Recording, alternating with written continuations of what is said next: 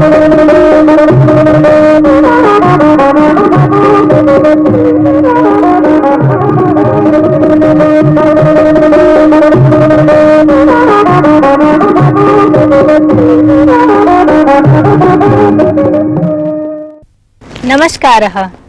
संस्कृत भाषा शिक्षण में आप सभी का हार्दिक स्वागत है।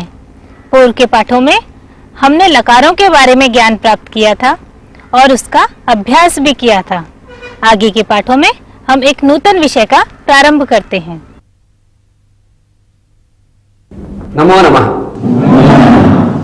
संस्कृत भाषा शिक्षणे भवतां सर्वेषां हार्दं स्वागतम्। पूर्वतनेषु बहुषु पाठेषु वयं लकाराणां विषये ज्ञानं प्राप्तवन्तः। व्यवहारे येषां लकाराणां प्रयोगः अधिकः भवति तेषु लकारेषु परस्मैपदिनाम्, आत्मनेपदिनाम्, उभयपदिनां चापि धातूनां रूपाणि कथं भवन्ति इति वयं ज्ञातवन्तः। तेषां प्रयोगप्रकारमपि ज्ञातवन्तः। इतः परं वयम् अन्यस्य एकस्य नूतनस्य विषयस्य आरम्भं कुर्मः। अहं कानिचित् वाक्यानि लिखामि।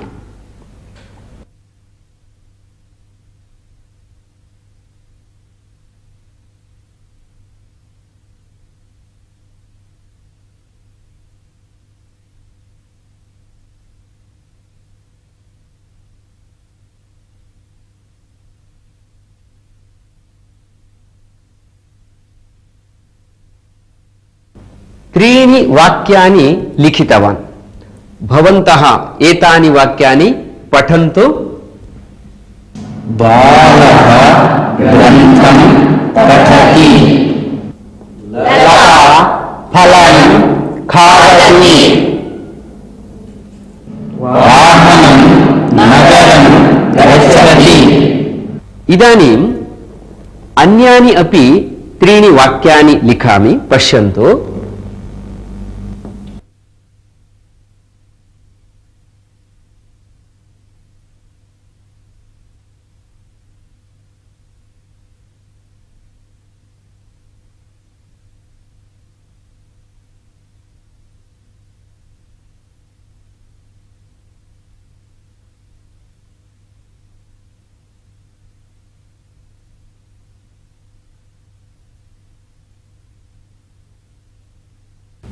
इदानीं भवतां मध्ये यः कोऽपि एकः वाक्यद्वयं पठतु। कः पठति? भवान् पठतु। बालः ग्रन्थं पठति। बालेन ग्रन्थः पठ्यते। समीचीनं। भवती अग्रिमवाक्यद्वयं पठतु। लता फलं खादति। लतया फलं खाद्यते। समीचीनं। भवती पठतु। वाहनं नगरं गच्छति। वाहनेन नगरं गम्यते। बालः ग्रन्थं पठति। बालेन ग्रन्थः पठ्यते। अनयोः वाक्ययोः अर्थः समानः, स्वरूपं किञ्चित् भिन्नमस्ति, प्रयोगः भिन्नः अस्ति। एवमेव लता फलं खादति, लतया फलं खाद्यते। अनयोः वाक्ययोः अपि अर्थः समानः। एवमेव वाहनं नगरं गच्छति, वाहनेन नगरं गम्यते। अनयोः वाक्ययोः अपि अर्थः समानः, किन्तु प्रयोगः भिन्नः अस्ति। एषः प्रयोगः कर्तरिप्रयोगः इति कथ्यते। एषः प्रयोगः कर्मणि प्रयोगः इति कथ्यते। एषः प्रयोगः कर्तृवाच्यः प्रयोगः, एषः प्रयोगः कर्मवाच्यः प्रयोगः इत्यपि नामान्तरमपि अस्ति। बालः कार्यं करोति, बालेन कार्यम क्रियते। इन दोनों ही वाक्यों का अर्थ समान है, किंतु प्रयोग भिन्न है। पहला प्रयोग बालः कार्यम करोति कर्तृप्रयोग या कर्तृवाच्य कहलाता है। बालेन कार्यम क्रियते यह प्रयोग कर्मणि प्रयोग या कर्मवाच्य कहलाता है। इदानीम् अन्यानि अपि कानिचित् वाक्यानि लिखामि, पश्यन्तु।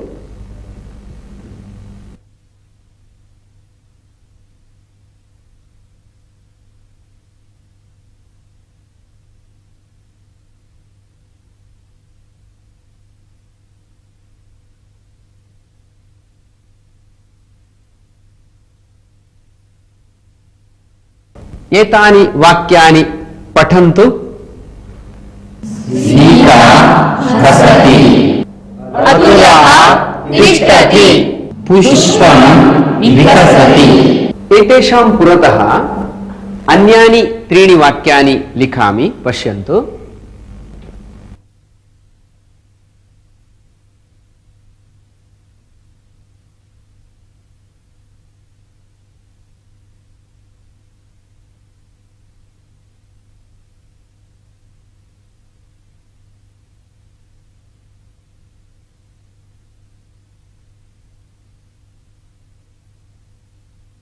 एतानि अपि पठन्तु।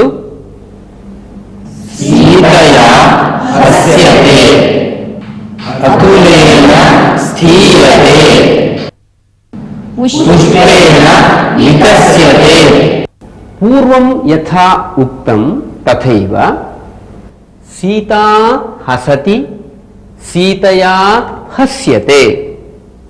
अनयोः वाक्ययोः अर्थः समानः, किन्तु प्रयोगः भिन्नः अस्ति। एषः कर्तरिप्रयोगः, एषः भावे प्रयोगः इति उच्यते। एवमेव अतुलः तिष्ठति, अतुलेन स्थीयते। अनयोः अपि अर्थः समानः, प्रयोगः भिन्नः। पुष्पं विकसति, पुष्पेण विकस्यते। अर्थः समानः, प्रयोगः भिन्नः। एषः कर्तरिप्रयोगः, एषः भावे प्रयोगः। ज्ञातम्? समीचीनम्। एतदेव अन्येन प्रकारेण अपि विवरीतुं शक्यते।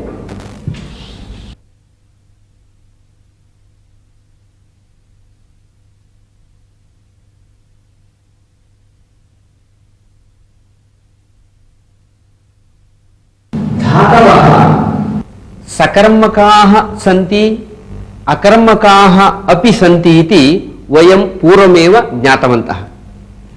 सकर्मकधातूनां प्रयोगः द्विविधः भवति।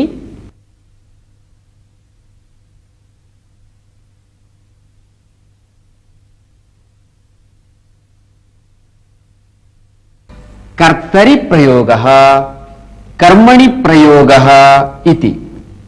एवमेव अकर्मकधातूनामपि प्रयोगः द्विविधः भवति।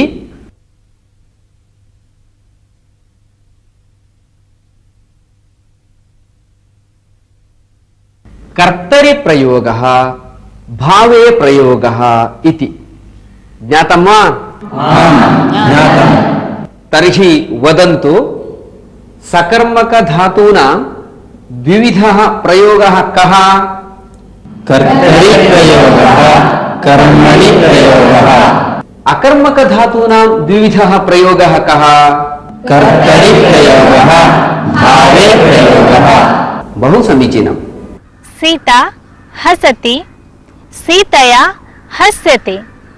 इन दोनों ही वाक्यों का अर्थ समान है, किंतु प्रयोग भिन्न है। पहले वाक्य का प्रयोग कर्तृवाच्य में किया गया है और दूसरे वाक्य का प्रयोग भाववाच्य में किया गया है। सरल रूप में हम ऐसे भी कह सकते हैं कि सकर्मक धातुओं का प्रयोग कर्तृवाच्य एवं कर्मवाच्य में किया जाता है एवं अकर्मक धातुओं का प्रयोग कर्तृवाच्य में एवं भाववाच्य में किया जाता है। अत्र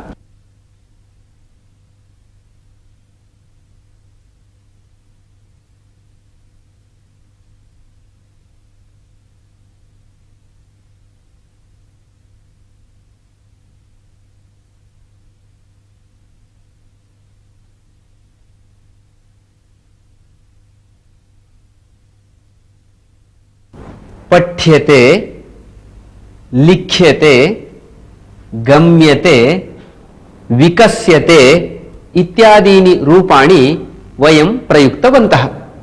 अत्र वस्तुतः धातुः मध्ये एकः यकारः भवति, अनन्तरं ते, एवमेव लिख, या, ते, गम धातुः, या, ते।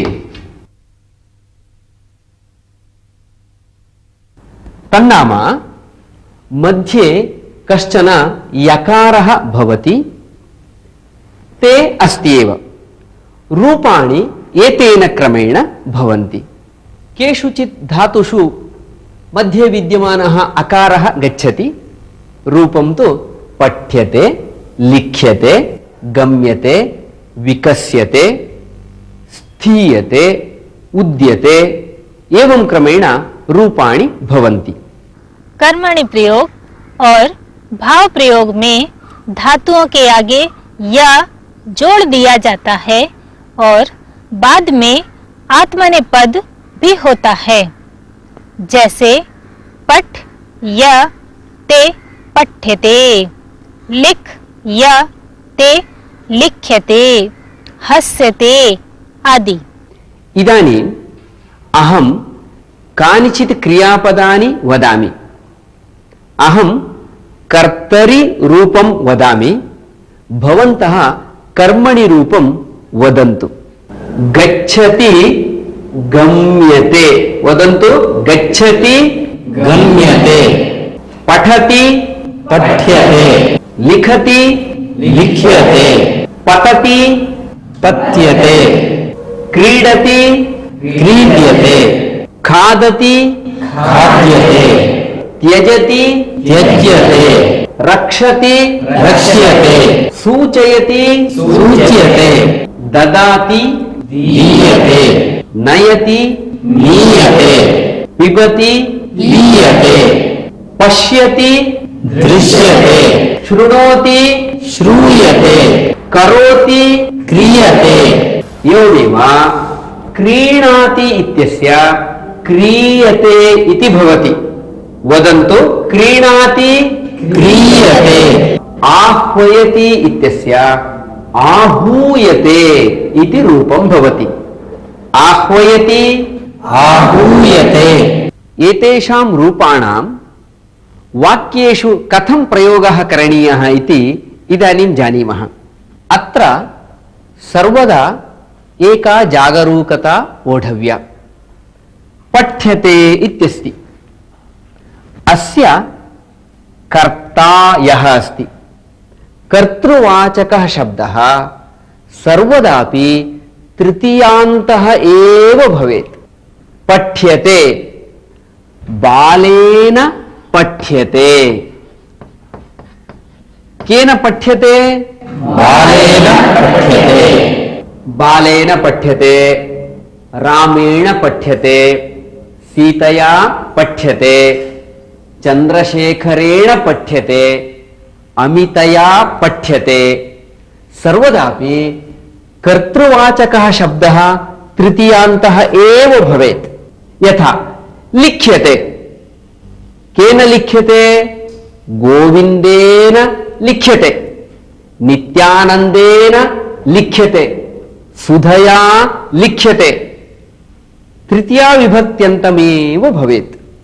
इदानीं वयम् एकम् अभ्यासं कुर्मः। अहं कर्मणि प्रयोगे भावे प्रयोगे वा एकं क्रियापदं लिखामि। यथा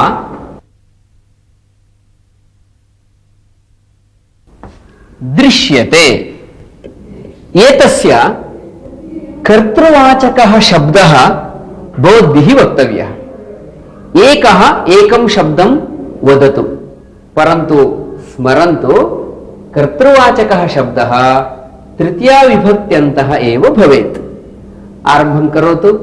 रामेण दृश्यते। भतया दृश्यते। बालिकया दृश्यते।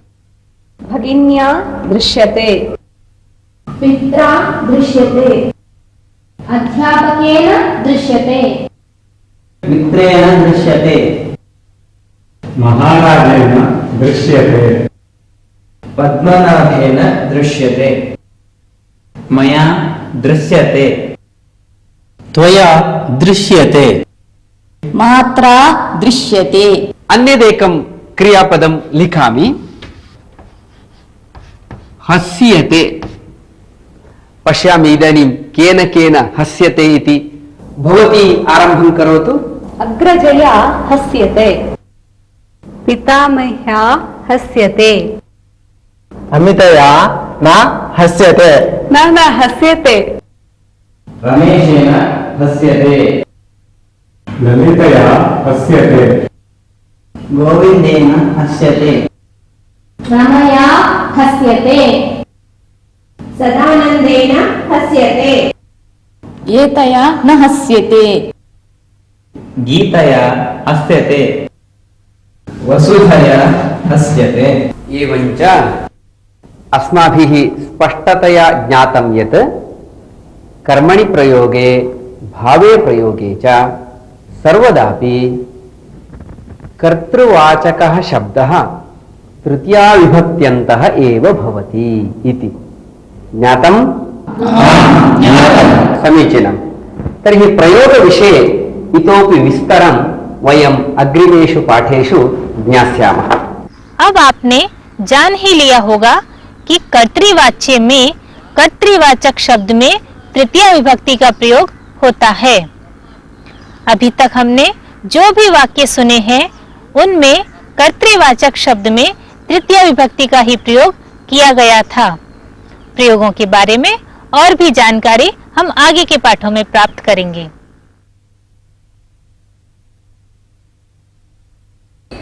पातितोऽपि कराघाते उत्पतत्येव कन्दुकः। पातितोऽपि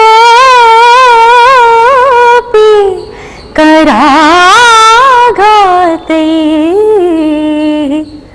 उत्पतत्येव कन्दुकः।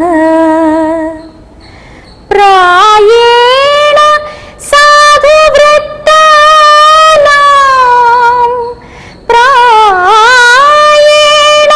साधुवृत्तानाम् अस्थायिन्यो विपत्तयः। अस्थायिन्यो विपत्तयः। पातितोऽपि कराघातैः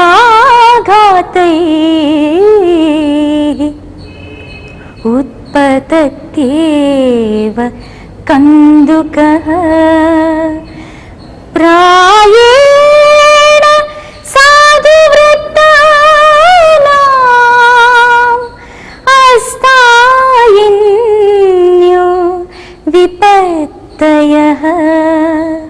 अस्थायिन्यो विपत्तयः। अस्मिन् सुभाषिते सुभाषितकारः सच्चारित्र्यवतां पुरुषाणां परिस्थितिं वर्णयति। तादृशानां मनुष्याणां विपत्तयः सम्भवन्ति एव, तथापि यावत्यः विपत्तयः भवन्ति चेदपि ते मनुष्याः हताशाः न भवन्ति। विपत्तिभिः दीर्घकालं पीडिताः अपि न भवन्ति, झटिति एव स्वीयां पूर्वतनीं स्थितिं प्राप्य यथा पूर्वं ते कार्यं कुर्वन्ति। अत्र एकम् उदाहरणं दर्शितमस्ति। क्रीडार्थं कन्दुकः स्वीक्रियते। कन्दुकं पुनः पुनः प्रहराम चेदपि अधः गतः अपि कन्दुकः पुनः उत्पतत्येव। एवमेव सत्पुरुषाः अपि भवन्ति। जिस प्रकार गिराई हुई गेंद हाथों के प्रहार से पुनः ऊपर की ओर उठती है, उसी प्रकार सज्जन लोगों की विपत्तियां भी अधिक काल तक नहीं ठहरती हैं, अर्थात चिरस्थायी नहीं होती हैं, किंचित क्षण के लिए ही होती हैं, पुनः वे अपनी ही उसी अवस्था में आ जाते हैं। द्वित्रसहस्रवर्षेभ्यः पूर्वतनी काचित् कथा। गुजरात राज्यस्य किञ्चन समुद्रतीरं कदाचित् केचन नाविकाः तत्र आगतवन्तः। दूरप्रयाणेन ते अत्यन्तं श्रान्ताः आसन्। तेषां वस्त्राणि मलिनानि आसन्। सर्वेपि ते बुभुक्षया पीड्यमानाः आसन्। दीनाः ते प्रायः 60 संख्याकाः जनाः ग्रामे इतस्ततः सञ्चारम् आरब्धवन्तः। ग्रामीणाः सर्वे तान् दृष्ट्वा विस्मिताः जाताः। एते के स्युः इति वार्तालापमपि आरब्धवन्तः। अपरिचिताः केचन ग्रामे एवम् इतस्ततः अटन्तः सन्ति इति वार्ता महाराजस्य कर्णपथम् अपि आगता। तदा महाराजः तान् सर्वान् स्वसमीपम् आनेतुं सैनिकान् प्रेषितवान्। सैनिकाः गत्वा तान् महाराजसमीपम् आनीतवन्तः।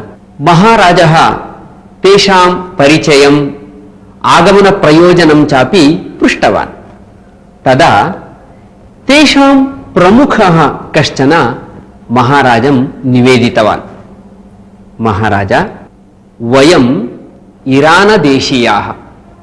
तत्रत्यः महाराजः अस्माकं विषये दौर्जन्यम् आचरति। तस्य दुःशासनं सोढुम् अशक्ताः वयम् अन्यत्र कुत्रापि वा गत्वा सुखेन शान्त्या जीवनं करिष्यामः इति चिन्तयित्वा अत्र आगतवन्तः। कृपया अस्मान् रक्षतु इति। अयं च महाराजः नितरां करुणाशीलः। सः झटिति सेवकान् उक्त्वा दुग्धम् आनायितवान्। तेषु सर्वेभ्यः अपि चषकमितं फेनपूर्णं दुग्धं दत्तवान्। नाविकनायकः नितरां सन्तुष्टः अभवत्। सः किञ्चित् शर्करा अपेक्षिता इति प्रार्थितवान्। शर्करा अपि आनीता।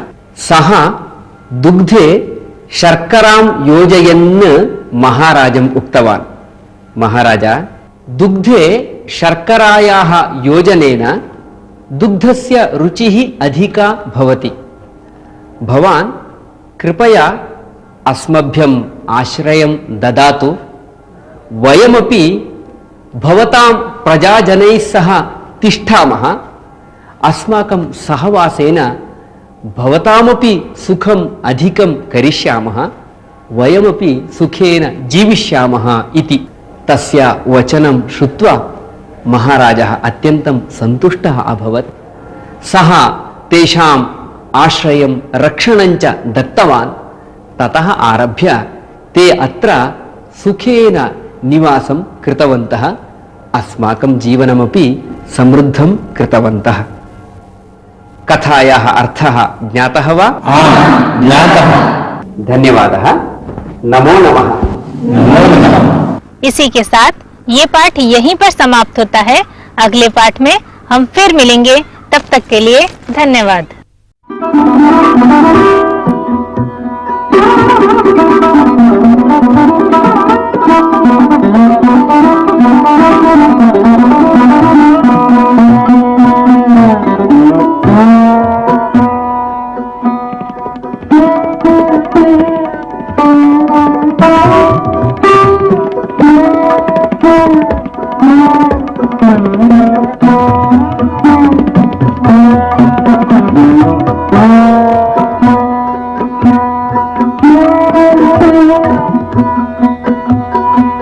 न्यू